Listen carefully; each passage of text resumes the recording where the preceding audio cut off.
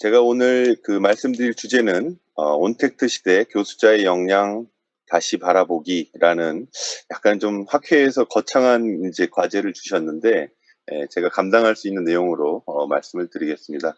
소개해 주신 대로 제가 이화여대에서 기획처장을 맡고 있고, 교육부가 지정한 미래교육연구소 소장, AI 융합교육 연구지원센터장을 맡고 있습니다.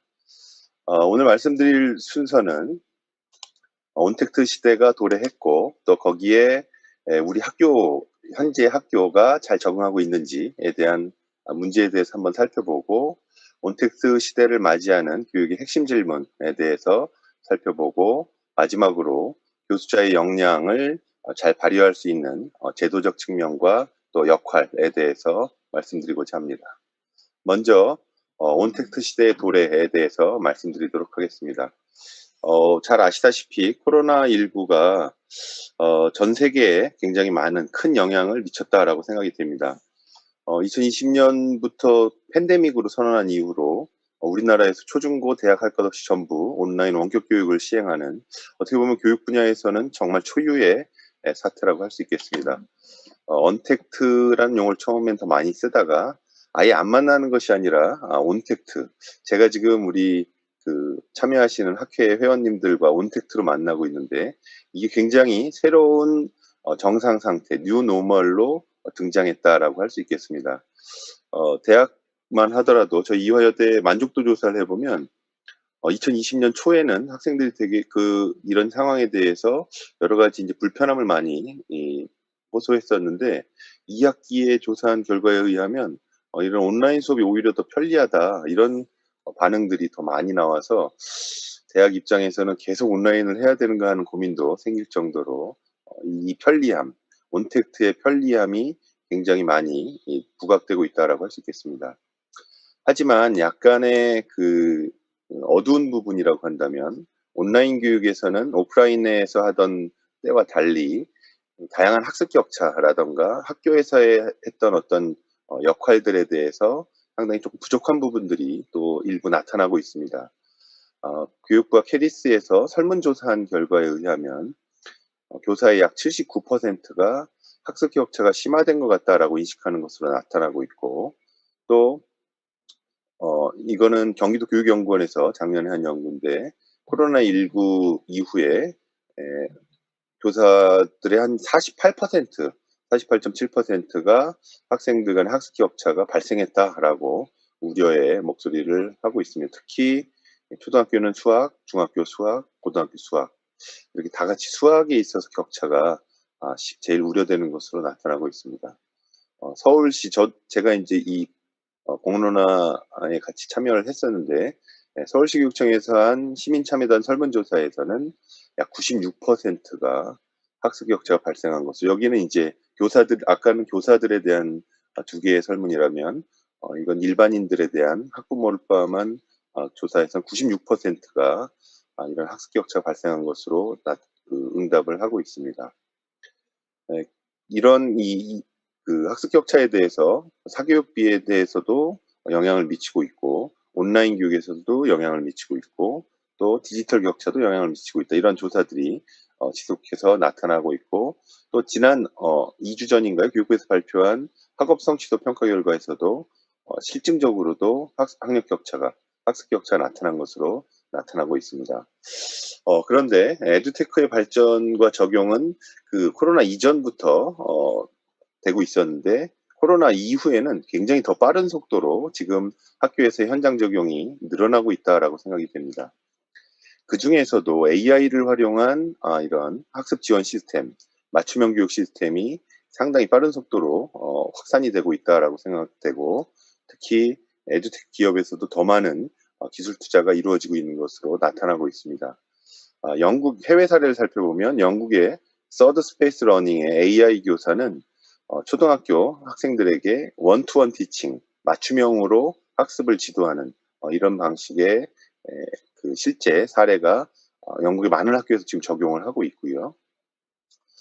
미국에서 가장 AI를 활용한 맞춤형 교육을 연구를 활발하게 하고 있는 카네기 멜론 대학 CMU에서 만든 ITS 시스템이라고 있는데, 인텔리전트 튜터링 이 툴을 활용한 메시아라는 수학에 적용한 메시아라는 프로그램이 미국에서 많이 활용되고 있고 이게 좀 더 발전된 버전은 지금 현재 우리나라 대학에서도 일부 센게이지나 이런 출판사를 통해서 우리나라 대학에서도 일부 활용을 하고 있는 상황입니다. 미국의 애리조나 주립대의 경우에는 이 어드바이저라는 시스템을 쓰고 있는데 학생들의 학사 지원이나 기초적인 상담을 인공지능 시스템을 통해서 지원하고 있는 사례가 있고요. 우리나라에서도 이런 학사 지원과 관련해서 성균관대 킹고라든가 중앙대 찰리라든가 서울대학교의 스누봇 SNU봇 이걸 쓰고 있고 저 이화여대에서도 이벗이라는 시스템을 새로 개발해서 아마 내년 초부터 활용하려고 하고 있습니다.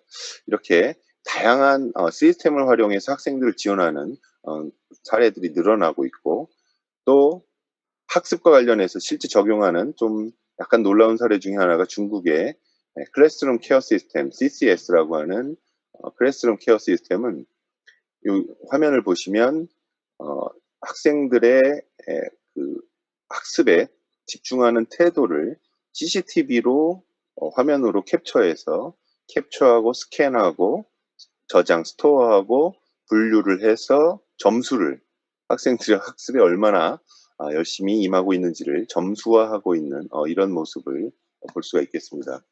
최근에 조금 우려되는 보도가 나왔는데 최근에는 더 나아가서 이렇게 머리에다가 띠를 두르고 있는데 이 머리의 띠가 뇌파를 측정하는 이런 시스템까지 해서 학생들의 생체 데이터를 활용해서 학습에 얼마나 집중하고 있는지를 보고 있는 사실 이제 우리나라도 이런 기술은 있는데 현장 적용을 하지 않고 있습니다. 이 프라이버시의 문제라든가 인권 침해 요소가 있는 내용인데도 불구하고 중국에서는 굉장히 세게 이렇게 진행을 하고 있다라고 볼 수가 있겠습니다.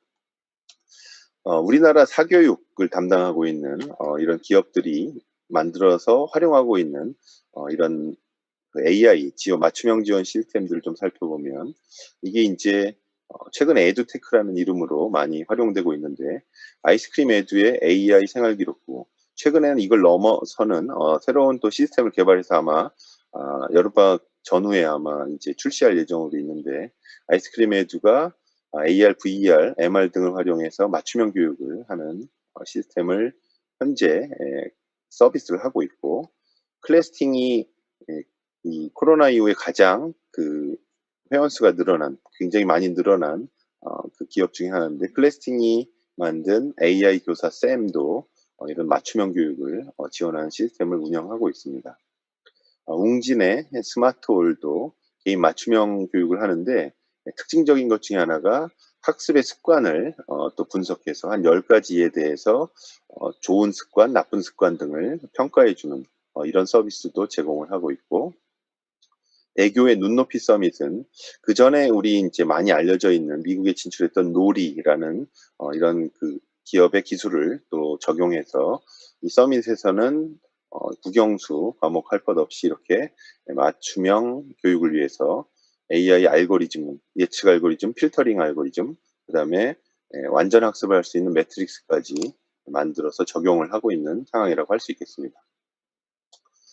교육부에서도 AI를 활용해서 맞춤형 교육을 하는 시스템들을 좀 개발하고 있는데 한국과학창의재단하고 초등용으로 만든 똑똑 수학탐험대가 대표적인 시스템이라고 할 수 있습니다. 저도 들어가서 좀 해봤는데 좀 재밌게 하는 부분을 좀 보강할 필요는 있겠다 이런 생각은 들고요. 그 다음에 EBS가 애트리의 기술을 활용해서 만든 우리가 많이 알고 있는 팽수를 이제 활용해서 초등학생용 영어 교육 프로그램으로 팽톡을 지금 활용하고 있는데 초등학교 5, 6학년용으로 영어 교육에서 활용하고 있는 상황입니다. 물론 이제 팽톡 말고도 선생님들이 다양한 이 시스템들을 활용해서 프로그램들을 활용해서 영어 교육에 맞춤형 교육을 하고 있는 사례들은 많이 등장을 하고 있고요.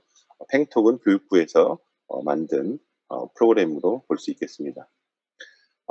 여기에 또 EBS가 요즘 야심차게 개발을 하고 있는 것 중에 하나가 인공지능 단추라는 시스템인데 단추라는 이름이 단계별 추천 시스템의 약자로 그 EBS가 가지고 있는 그 막강한 컨텐츠 EBS 컨텐츠가 강자에 대한 컨텐츠와 문제의 컨텐츠를 굉장히 많이 가지고 있습니다. EBS나 이런 방송 등을 통해서 축적된 이런 컨텐츠를 활용해서 학생들에게 맞춤형 서비스를 제공하고 있는데, 현재까지는 AI 수준에서 개인별 맞춤형을 완전히 이렇게 지도해주는 수준은 아니고, 들어와서 로그인 후에 학습하고 평가하면 평가 결과에 따라서 다음 진도를 안내해주는 요 정도의 서비스를 하고 있는데, 이걸 고도화하는 개발이 지금 진행 중에 있어서 아마 내년도에는 조금 더 발전된 모습을 우리가 볼 수 있지 않을까, 이렇게 기대를 하고 있습니다. 이렇게 다양한 시스템들이 이제 개발돼서 활용되고 있지만, 여전히 아까 말씀드린 학습 격차의 주요 요인 중에 하나가 바로 자기주도 학습의 어떤 역량이라든가 이런 것도 있지만, 디지털 리터러시에서도 상당한 불평등이 나타나고 있다. 이런 조사 결과들이 있습니다. 또한 코로나 이전에 했던 조사이긴 한데, 매 3년마다 하고 있는 피사 평가에서 주요 이슈에 대해서 서베이를 넣어서 하는데, 피사 2018의 서베이 주제는 교육 정보화였습니다. 그래서 각국 피사에 참여하는 각 국가들의 만 15세 학생들 대상으로 서베이를 했는데, 그 문항 중에 교사와 학생이 모두 디지털 기기를 수업에서 사용하는 경우에 대해서 조사를 해봤더니 우리나라가 약 16.67%다. 이게 그래서 16.67%는 정말 컴퓨터 관련 정보 교과 이외에는 거의 쓰지 않는 걸로 볼 수가 있는데, 이게 조사 대상 39개국에서 29위니까 거의 최하이고요. 우리보다 더 심한 나라는 일본으로 나타났습니다. 근데 코로나 이후에 2020년부터는 학생들이 실제로 디지털 기기를 활용해서 수업에 임하는 게 거의 상당히 비율이 높아졌습니다. 물론 이제 대면 수업을 하게 되면 다시 안 쓰고, 비대면을 하면 쓰고, 이런 이제 반복이 되고 있는데, 약간 이제 우려되는 것 중에 하나가, 이렇게 디지털을 활용한 수업에 지금 익숙해지긴 했는데, 작년부터 올해까지 됐는데, 올해 2학기부터 다시 이제 전면 등교 수업이 이제 예정돼 있는데, 전면 등교 수업이 되면 그동안 했던 거의 세 학기 동안 우리가 고민하고 노력해왔던 이런 혁신적인 교육 방식에 대한 노력이 다시 원점으로 복귀하는 것 아닌가 하는 우려가 조금 있는 상황입니다. 그래서 학생들이 디지털 기기를 쓴다는 것 자체가 어떤 의미가 있느냐에 대해서 우리가 고민해 봐야 되는데, 기본적으로 학생들이 디지털 기기를 활용해서 학습에 참여하면 학습자의 개인별 학습의 데이터가 수집된다라고 볼 수 있겠습니다. 개인별 학습 데이터가 수집되면 분석이 축적돼서 분석하고 개인별 맞춤형 수업으로 이어질 수가 있고, 학생들이 디지털 기기를 사용하지 않는 그냥 대면의 일반적인 수업의 상황에서는 학습자에 대한 어떤 정보가 정확하게 수집되지 않는다는 한계점을 가지고 있다. 이 차이가 굉장히 큰 의미를 갖습니다. 미래 교육에 있어서의 맞춤형 교육은 개인별 학습자에 대한 분석에 기반하고 있는데, 학습자에 대한 수준과 어떤 성향이나 학습의 어떤 지향점, 이런 것들을 분석하기 위해서는 학생 개인의 데이터가 필요한데, 현재 우리나라가 세계적으로 대표적으로 이제 자랑하고 있는 시스템인 나이스 시스템, 초중고의 나이스 시스템은 학습자 데이터 중에 결과 데이터 중심입니다. 그래서 학생들이 학습 과정에서 어떤 성공과 실패 경험을 하는지에 대해서는 거의 기록되지 않고, 그 결과, 점수 위주로 되어 있고, 물론 이제 학생부의 교사들이 교과 특이사항으로, 교특사항으로 일부 이제 서술형에 대한 정보를 넣지만 학습자에 대한 일반적인 전체적인 데이터는 아니다라는 점에서 이게 이제 조금 약간 우려되는 부분이다라고 할 수 있겠습니다.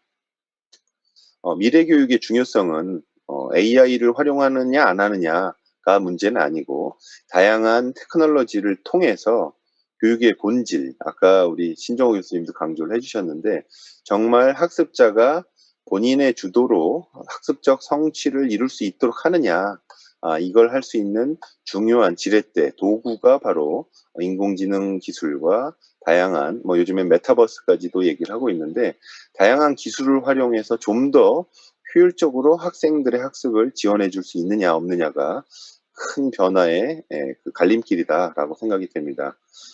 유네스코의 아줄레 사무총장도 AI가 교육을 완전히 바꾸는데 AI를 학습의 그 단순한 도구로 생각하는 것이 아니라 AI를 통해서 우리가 배워야 할 지식, 그리고 접근의 가능성, 그리고 교사들, 오늘의 이제 주제라고 할 수 있는데 교수자의 측면에서도 혁명적인 변화가 필요하다라는 점을 강조하고 있다고 할 수 있겠습니다.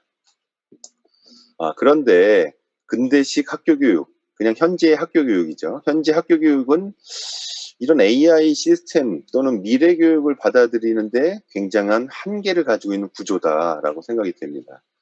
학교 교육 제도가 설계될 때부터 현재 학교의 모습이 이렇게 대량 생산형 교육 체제로 설계되었기 때문에 개인별 맞춤형 교육이 이루어지기 어려운 구조로 구성되어 있다라는 점이 제가 생각하는 문제점이라고 할 수가 있겠습니다. 그래서 이 구조를 뭐 아주 오래된 얘기지만 아주 현실이라고 저는 생각하는 게 19세기의 교실, 이 교실이란 환경, 시설 이런 것들을 의미하고 20세기의 교사는 사람뿐만 아니라 페다고지의 측면도 포함하고 있다고 생각이 됩니다. 21세기 학생은 이제 미래를 살아가야 할 우리의 꿈나무들인데 이 모습이 정말 현실이다라는 생각이 들고요. 특히 토플러는 우리 한국 교육에 대해서 우리 한국 학생들이 하루에 15시간 동안 필요하지 않은 지식, 존재하지 않을 직업을 위해서 낭비하고 있다라고 얘기했는데 토플러가 하나 간과하고 잘 모르고 있는 사실은 15시간 동안 필요하지 않은 지식을 위해서 학습하는 친구는 굉장히 좀 열심히 하는 학생이고 필요하지 않은 지식을 학습하는 척하면서 15시간을 보내고 있다. 이게 더 제가 볼 때는 정확한 표현이 아닌가 생각이 됩니다. 산업사회형 학교의 특징을 4가지로 요약하자면 경직적인 학교 제도가 633의 경직적인 학교 제도를 가지고 있고 이게 표준화된 교육과정과 연결된 학년 제도를 유지하고 있다라고 할 수 있겠습니다. 여기에 특히 고등학교는 현재까지 남아있는 경쟁적인 상대평가, 중학교를 우리 성취평가제를 절대평가라고 생각하는데 전혀 절대평가가 아닙니다. 중학교의 성취평가제도 동일한 시간 내에 동일한 내용을 가르쳐주고 그것을 평가하기 때문에 엄격하게 얘기해서는 상대평가라고 저는 생각을 하고 있는데 고등학교는 더 상대평가를 하고 있고요. 그 다음에 이런 것들을 잘할 수 있는 교육행정의 측면에서는 과학적 관리론에 기반한 규격화된 학교 시설에 기반하고 있다. 이게 산업사회형 근대식 학교 교육의 큰 특징이라고 할 수 있겠습니다. 다른 말로 표현하면 그냥 한마디로 학교는 표준화된 교육과정에서 정해진 진도 나가기를 하고 있다라고 표현할 수 있겠습니다. 여기에 플러스로 선별의 기능은 누가 잘하는지 못하는지를 선별해주는 역할. 사회적으로는 굉장히 중요한 학교의 기능이라고 요구하고 있지만 실제 학교는 교육기관이지 선별의 기관은 아닌데 학교가 선별해주는 역할에 압도당하고 있다. 저는 그렇게 생각이 됩니다. 학생들은 학년이 올라갈수록 성취 수준은 점점 벌어지지만 보정에 대한 노력은 없고 누가 더 잘하는지를 더 엄격하게 구분해내는 데에만 학교의 기능이 쏠려 있다라는 생각이 듭니다. 제가 말씀드리는 건 학생들이 다르지 않다, 똑같아, 결과적으로 다 똑같아져야 된다 이런 걸 의미하는 건 아닙니다. 학생들은 다 다르고 각자의 방향에 따라서 개성에 맞는 교육을 해야 되는데 중요한 것은 가야 할 길을 학교가 다 정해놓고 그 안에서 경쟁만을 하고 있다. 이 점이 이 학교교육 제도의 근본적인 문제점이다라고 할 수가 있겠습니다. 그래서 사진에 보시는 바와 같이 모두가 슬퍼하는 이 모습들이 모두가 슬퍼한다는 말은 좀 과도하고요. 대부분의 학생들이 힘들어하고 있다. 이렇게 표현할 수가 있겠습니다. 633 제도는 말씀드렸지만 왜 633이냐? 그냥 633이죠. 효율적으로 관리하기 위한 제도적 측면에서 633입니다. 지난번 대통령 선거에서 어느 후보가 633은 획일적이기 때문에 534로 해야 된다. 정말 제가 그 공약을 보고 너무 이제 사실 그 교육학자로서는 슬픔을 느꼈던 부분인데 6-3-3이 획일적이라 5-3-4로 하면 좀 유연해진다? 이거는 굉장히 잘못된 생각이라고 할 수 있습니다. 왜냐하면 우리 모든 신체 크기가 다른 학생들한테 엑스라지를 다 입혀놓고 이상하게 다 커 보이네? 옷이 너무 크니까 줄이자. 그래서 또 획일적으로 미디엄 사이즈 옷을 나눠주면 이게 유연한 것이냐? 그렇지 않다는 거죠. 또 다른 획일화를 가져온다라고 생각이 됩니다. 6-3-3의 근본적인 구조가 아까 말씀드린 교육과정과 연계되어 있는데 학생들은 다 제각각의 속도와 방향으로 가는데 교육과정은 일정한 틀을 가지고 하고 있습니다. 여기 학년제라는 스쿨리어는 자연의 나이에 따라서 배울 내용을 정해주는 제도라고 할 수 있는데 15살이면 뭘 배워야 된다. 18살이면 미분을 배워라. 이렇게 나이에 따라서 교육 내용을 타이트하게 연결시켜준 이런 게 바로 이 교육과정과 학년제의 결합이라고 할 수 있겠습니다. 그렇기 때문에 여기에 맞지 않거나 이 위에 있는 A라는 학생은 너무 재미없는 것이고요. 이 B에 속하는 이 밑에 학생들 너무 또 못 알아듣는 이런 내용에 아무에게도 맞지 않는 표준화된 길을 지금 선생님들이 가시고 있다. 이게 이제 진도 나가기다라고 표현할 수가 있겠습니다.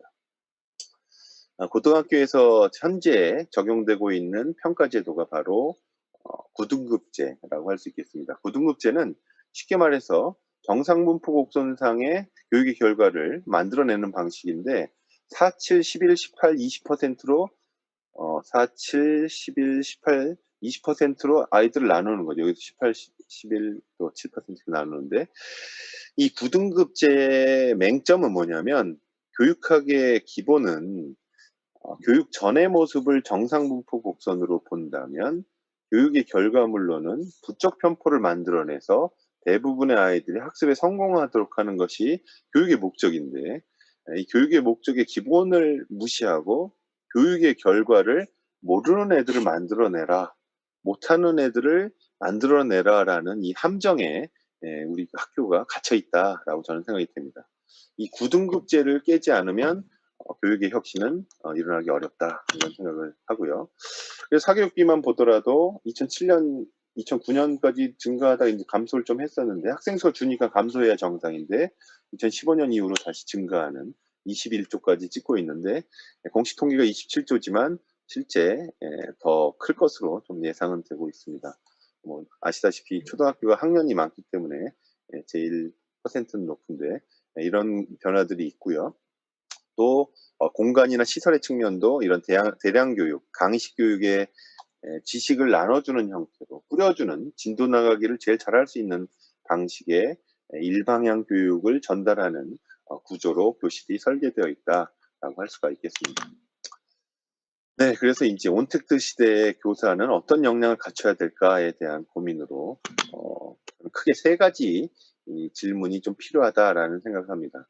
미래 교육의 방향으로 첫 번째, 왜 미래 교육이고 우리는 어디를 향해서 가야 할까? 이상적인 모습을 향해서 가야 할까 하는 목적에 대해서 우리가 좀 고민이 필요하고 미래 사회에 필요로 하는 교육 내용, 교육 과정은 현재의 교육 과정이 적합한 것인가에 대한 근본적인 고민이 필요하다. 그리고 세 번째로 그 내용을 어떻게 가르치고 배우고 평가하고 또 기록해주는 또 기록해서 또 이후 교육으로 연결될 수 있도록 하는 방법적 측면도 함께 고민이 필요하다라고 생각이 듭니다. 왜 미래교육인가?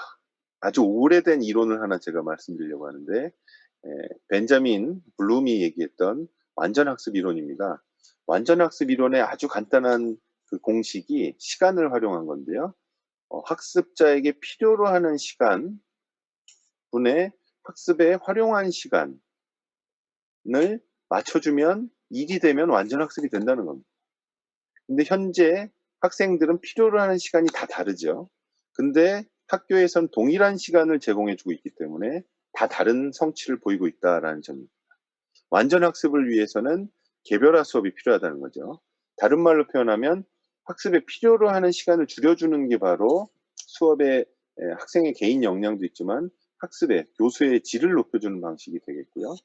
그리고 필요한 시간을 정확하게 판단해내려면 학습자 분석이 필요하다는 겁니다. 이 학생이 어느 수준이고 어떤 방식으로 있는지를 필요한 시간을 우리가 산출해내야 되는 것이고, 여기에 활용한 시간을 정확하게 개인별로 해준다면 모든 학생이 완전 학습에 이룰 수 있다라는 것인데, 현재의 학교 교육에서는 필요한 시간에 대한 분석 없이 활용하는 시간을 동일하게 제공해 주고 있는 이 구조가 가장 큰 문제다라고 할 수 있겠습니다.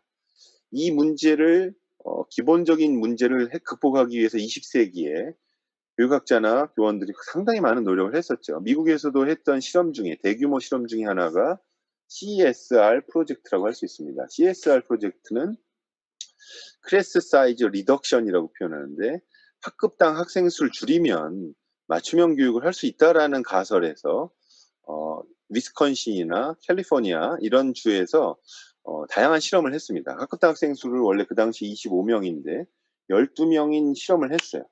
오늘 제가 평소 같으면 이제 질문도 하고 답변도 들어보는데 시간이 없어서 제가 그냥 답을 말씀드리면, 그 몇 년간의 실험 결과 25명과 12명인 학급의 학업 성취도 차이는 없었다.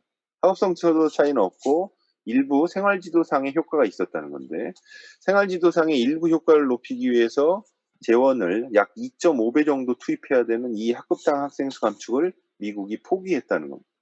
그래서 지금 미국에 학교 방문해 보시면 학급당 학생 수가 20명 내외예요. 줄이질 않았죠. 근데 우리나라에서 최근에 학급당 학생 수를 줄이자는 논의가 있는데, 학급당 학생 수를 줄이는 것만으로 맞춤형 학습을 할 수 없다는 겁니다. 가장 핵심은 정말 이 구조적인 문제점, 활용하는 시간을 다양하게 해줄 수 있느냐, 학습에 맞춤형 학습을 할 수 있는 교수 학습, 페다고지와 시스템이 되어 있느냐가 되어 있지 않으면 이런 완전 학습을 구현하기가 학급당 학생 수 감축만으로는 안 된다는 걸 확인한 결과라고 할 수 있겠습니다. 이런 대량 생산 교육을 한 명 한 명을 그냥 다 나눠서 하는 것이 아니라 학교라는 대량 교육 체제를 유지하면서 맞춤형 학습을 할 수 있는 게 무엇일까? 거기에 지렛대 역할을 할 수 있는 게 바로 저는 AI와 이런 테크놀로지다라고 생각이 됩니다. 교육의 본연의 목적을 찾기 위한 도구로서 AI를 활용하되, 여기에 내용적 측면이라던가 다른 여러 가지 요건들이 변화가 필요하다라고 할 수 있겠습니다. 방향을 맞춤형 교육으로 한다면 무엇을 가르칠까? 두 번째 이제 질문으로 좀 넘어가고 싶은데, 무엇을 가르치고 배워야 할 것이냐? 미래의 인재에 대해서 아까 우리 신정호 교수님도 역량에 대해서 많이 말씀해 주셨는데, 기존의 인재상을 I자형 인재, 한 분야 깊이 있게 알면 된다. 그리고 요즘에는 T자형 인재가 필요하다. 뭐 주변에 전문성도 필요하다고 했는데, 최근에는 M자형 인재, 하나의 전공이 아니라 여러 분야에 깊이 있는 지식이 필요하고, 여기에 다른 사람의 M자형 인재와 결합하는 2M, 3M 이렇게 확장성 있는 인재, 융합적 인재가 필요하다라는 것이 강조되고 있습니다. 여기서 중요한 점은 지식의 내용을 정확하게 암기하고 이것을 활용할 수 있느냐라는 것 이상으로 새로운 그 문제 해결을 할 수 있는, 또 새로운 학습을 할 수 있는 역량, 이런 것이 더 중요하게 강조되고, 여기에 2M, 3M을 위해서는 우리가 소프트 스킬이라고 표현하는 협업 역량이라던가 커뮤니케이션 스킬 등이 강조될 필요가 있다. 이런 것을 우리가 이해할 수가 있겠습니다. 그동안의 우리의 교육 내용은 I자형 인재의 지식만을 가르치고 있었던 것은 아닌가에 대한 반성이 좀 필요하다라고 할 수 있겠습니다. 우리 교육과정의 측면에서 본다면 두 가지의 철학적인 관점이 있는데, 첫 번째, 노잉을 강조하는 것과 두 번째는 두잉을 강조하는 건데, 이게 우리가 말하는 학문 중심 교육과정이고, 두잉이 경험 중심 교육과정이라고 우리가 표현하는데요. 학문 중심 교육과정의 높은 수준의 그 노잉만을 강조하고 두잉을 강조하지 않으면 그냥 책 속에 있는 지식, 죽은 지식이라고 우리가 이너트 날리지라고 표현하고요. 지식은 전혀 없이 경험만을 강조할 때 이건 레시피에 가깝다. 우리 학교에서만 하는 수업 중에 지식을 전후에 연결해 주지 않으면 그냥 레시피라고 볼 수 있는데, 이너트 날리지나 레시피의 경우에는 에빙하우스의 망각 곡선에 의해서 그냥 잊혀져 가는 지식이다라고 보시면 되겠습니다. 학생들이 6시간, 7시간 학교에서 수업을 듣고 가지만 집에 갈 때쯤 다음날 일어나 보면 아무것도 남지 않는 게 바로 우리의 교육 내용이 죽은 지식과 레시피로만 되어 있는 것은 아닌가. 그래서 의미 있는 수업은 기존의 본인의 지식과의 연결, 그리고 활용과의 연결이 되는 노잉과 두잉이 결합된 전이성 높은 트랜스퍼러블 날리지를 가르쳐주는 이런 내용이 구성돼야 된다라고 할 수 있겠습니다. 그래서 이런 것을 위해서 하나 더 버려야 될 것, 우리가 이제 뭔가를 빼야 새로운 걸 넣을 수가 있는데, 기존에 이 꽉 차 있는, 아직도 제가 볼 때는 노잉이 강조되고 있는데, 꽉 차 있는 이 그 교육 과정에서 빼야 될 부분을 골라야 될 때 우리가 그 인사이트를 얻을 수 있는 말이 바로 모라백의 역설입니다. 아까 말씀드렸던 그 카네기 멜론 대학 CMU의 교수이신 모라백 교수가 말한 말이, 인간에게 쉬운 일이 컴퓨터에게는 어렵고 컴퓨터에게 쉬운 일이 인간에게 어렵다. 이걸 이제 모라백 패러독스라고 하는데, 여기서 컴퓨터가 인간보다 훨씬 더 잘하는 게 엄청난 양의 데이터를 입력하고 저장하는 지식이죠. 지식과 정보 처리를 하는 것은 컴퓨터가 훨씬 더 잘하고, 정확한 계산, 반복적인 의사결정, 이런 것들은 컴퓨터 잘하는데, 우리가 초중고에서 또 대학에 이르기까지 가르치고 있는 학생들이 학습하고 있는 내용의 상당수가 바로 이 내용이다라는 것입니다. 수학에서 근해 공식의 원리를 가르치기보다는 근해 공식을 100번 전번 풀어서 정확하게 푸는 것, 빠르고 정확하게 푸는 것에 더 초점을 맞추고 있어서 정답을 맞추느냐, 이것을 강조하고 있는 게 바로, 이거는 이제 컴퓨터가 인간보다 훨씬 더 빠르고 정확하게 할 수 있는 불필요한 이제 지식의 내용이라고 할 수가 있겠습니다. 오히려 인간이 기계보다 더 잘할 수 있는 이런 활동들이 더 강조될 필요가 있다. 물론 이걸 위해서 일부 기초가 되는 지식이 필요합니다. 기초 난리지를 바탕으로 해야 되는 이 부분은 강조가 될 필요가 있어서, 제가 강조하고 있는 건 바로 6C라고 표현하는데, 개념적 지식, 노잉을 중심으로, 노잉이 없는 소프트 스킬은 의미가 없다 저는 생각하고, 노잉을 바탕으로 소프트 스킬을 길러야 된다. 이 소프트 스킬은 두잉을 통해서 길러지는 것이고, 이 노잉은 우리 지식의 학습을 통해서 이루어진 이 두 가지의 연결고리를 만들어주는 교육과정이 필요한데, 그게 2022가 지금 진행되는 교육과정 개정에서 저는 빼기식 교육과정을 해줘야 되는데, 이 빼기가 불필요한 지식과 정보를 빼주고, 이게 이제 젠가라는 게임인데요. 여기서 이렇게 불필요한 것들을 빼줘야 공간이 생기고, 이 공간에서 창의적 활동 중심으로 소프트 스킬을 기를 수 있도록 교육과정이 바뀌어야 된다. 이건 이제 교육과정 대강화라고도 이제 표현하는 부분이라고 할 수 있겠습니다. 마지막으로 이제 하우와 관련해서 강의식 수업, 현재의 수업은 역시 이제 벤자민 블룸이 말한 학습의 위계인데요. 텍사노미 오브 러닝 오브젝티브스, 학습 목표의 위계를 6단계로 구분하고 있는데, 이게 이제 블룸의 초기 모델에서 후기 모델로 나온 모델인데요. 리멤버와 언더스탠드의 낮은 수준의 학습 목표가 현재 교실 상황입니다. 그래서 여기에서 일부 선생님들이 이쪽을 하는 것 비율이 낮죠. 이 밑에 대부분의 비중을 차지하고 있습니다. 어플라이, 애널라이즈, 이벨류의 크리에이트로 이루어질 수 있는 이런 창의적 학습 활동으로 이루어져야 되는데, 이렇게 하기 위해서는 이 아랫부분에 대해서 우리가 경험했던, 물론 이제 완전히 온라인 교육은 아닌데, 온라인 교육이 맞춤형 교육으로 적용된다면 기계, 테크놀로지를 활용해서 하이테크를 활용한 어댑티브 러닝으로 리멤버, 언더스탠드가 학생들이 이루어진다면, 우리 선생님들의 역할, 교수자의 역할이 하이터치의 역할로 창의적 학습의 교수자의 역할, 이게 오늘의 제가 말씀드리려는 핵심적인 부분이라고 할 수 있겠습니다. 이 온택트를 지난 포스트 코로나 시대의 교사의 역할이, 이 에듀테크, 다양한 AI를 기반으로 한 시스템을 활용해서 지식은 학생들에게 본인에게 필요한 학습 시간을 활용할 수 있도록 하고, 다 함께 할 수 있는 교사와의 활동을 통해서 창의적 학습을 할 수 있도록 하는, 이게 제가 생각하는 하이터치, 하이테크, 줄여서 HT라고 요즘 표현하는데요. 최근에 조선일보에도 크게 보도가 많이 됐었는데요. 하이테크, 하이터치, 하이테크로 변하는 이런 하이브리드 방식의 학습이 미래 교육의 모습이다라고 할 수가 있겠습니다. 그래서 지식을 정확하게 전달하는 기반, 지식 학습의 기반으로 소프트 스킬을 키울 수 있는 창의적 학습이 이루어져야 된다는 게 교수법의 혁신이고 교사의 역할의 변화다라고 할 수가 있겠습니다. 그런 모습이 우리가 플립드 러닝에서 많이 보았던 플립드 러닝의 개념이 이 삼각형 텍사노미를 거꾸로 뒤집는다라는 의미인데 바로 비중의 의미가 되겠습니다.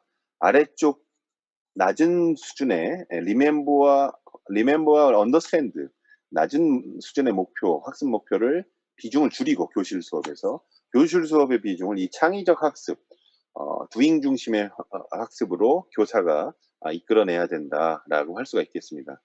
요것만 있어도 안 되고 요것만 있어도 안 된다. 이게 결합되는 HTHT라고 제가 표현한 이런 학습이라고 말씀드릴 수가 있겠습니다. 이렇게 될 때 구체적으로 AI 보조교사라고 저는 표현하는데 AI 보조교사가 선생님과 같이 팀을 이뤄서 교육과정을 디자인하고 수업 설계하고 실제 수업을 진행하고 교수학습이 이루어지는 거고 교수의 과정과 결과의 평가가 이루어지고 기록하고 이런 순환 과정을 통해서 선생님이 맞춤형 교육을 할 수 있는 이게 K-에듀 시스템을 기반으로 다양한 에듀테크 시스템이 AI 보조교사로 역할을 할 수 있다고 저는 생각을 하고 있습니다. AI가 지원해주는 선생님의 역할, 이 AI 보조교사가 수업과 행정에서 선생님들에게 다양한 지원을 해드리면 선생님이 정말 맞춤형 교육을 구현할 수 있는 이런 미래의 모습이 나타날 수 있다. 교수자의 역할이 나타날 수 있다고 생각이 됩니다. 이런 보조교사가 도입될 때 이제 마무리가 거의 해야 될 시간이 돼서요. 주도적으로 교사는 AI와 협업하는 교사, 이게 제가 생각하는 온택트 또는 포스트 코로나 시대의 교수자의 역할이다라고 생각이 됩니다. 사람 교사 플러스 AI를 우리가 어그멘티드 인텔리전스라고 표현하는데 증강지능입니다. 그 증강지능의 사례가 바로 아이언맨인데요. 인간이지만 AI의 도움 또 수트를 써서 이 아이언맨이 슈퍼파워를 발휘하는 이 모습이 바로 제가 상상하고 있는 AI와 AI 보조교사의 도움을 받는 협업하는 교사의 모습, 바로 아이언맨처럼 정말 슈퍼파워를 발휘해서 학생들에게 개인별 맞춤형 학습을 지도해 줄 수 있다라고 생각이 됩니다. 이런 것들을 위해서 지금 뭐 제가 아는 것만 해도 굉장히 많은 기업들, 에듀테크 기업뿐만 아니라 연구소나 공공기관에서도 이런 AI 보조교사 시스템들을 지금 개발을 하고 있습니다. 그래서 빠르면 내년에도 상당히 나타날 것 같고 내후년이면 더 많이 활용이 가능하지 않을까 이런 생각을 하고 있습니다. 그런 솔루션 중에 대표적인 게 아까도 언급했던 인텔리전트 튜터링 시스템은 지식교육을 정말 학생이 알 때까지 정말 학생이 포기하지 않도록, 물론 이제 여기에 중요한 게 동기화의 부분이 ITS 자체의 한계를 교사가 도와주는 역할이 필요합니다. 그래서 학생이 지치지 않도록 학습할 수 있는 지원이 역시 필요하고요. 그걸 ITS 플러스라고도 우리가 표현을 하는데요. 이 ITS의 기본 구조는 학습자에 대한 분석, 그 다음에 교과 내용에 대한 도메인, 그 다음에 페다고지, 이 세 가지를 가지고 학생에게 맞춤형 교육을 시행하고 그 과정에서 이루어진 데이터 분석을 통해서 시스템을 업그레이드하는 이런 구조가 ITS 툴의 기본 구조라고 할 수 있겠습니다.